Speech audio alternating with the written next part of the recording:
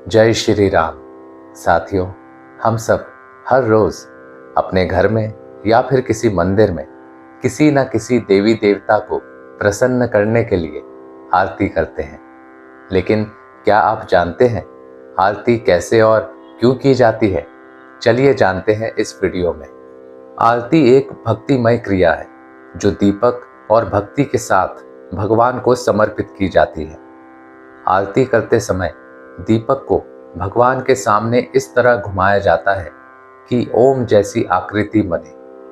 सबसे पहले भगवान के चरणों में 4 बार, फिर नाभि पर 2 बार और मुख पर 1 बार दीपक घुमाया जाता है।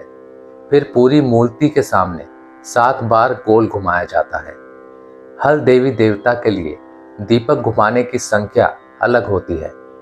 आरती करते समय शंख, घंटी और कपूर का उपयोग किया जाता है।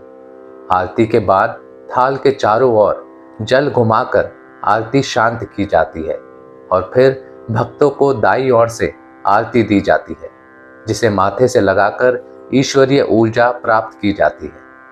आरती दीपक से इसलिए की जाती है क्योंकि दीपक ज्योति को ज्ञान, शुद्धता और ईश्वर की उपस्थिति का प्रतीक माना जाता है। दीपक की लौ से नकारात्मकता दूर होती है और एक दिव्य ऊर्जा का संचार होता है।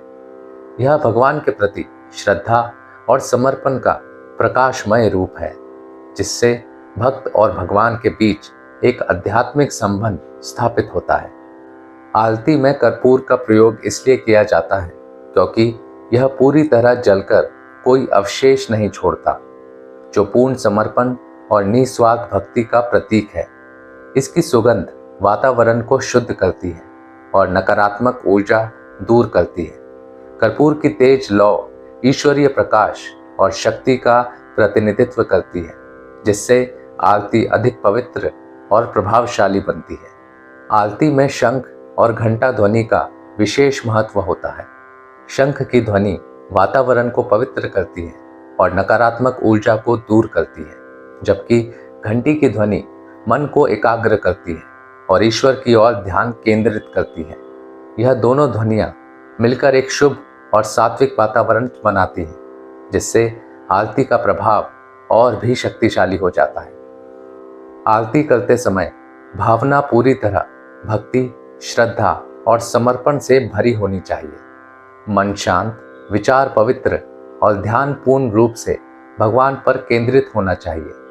यह क्षण केवल बाहरी क्रिया नहीं, बल्कि आंतरिक प्रेम और आभार प्रकट करने का माध्यम होता है।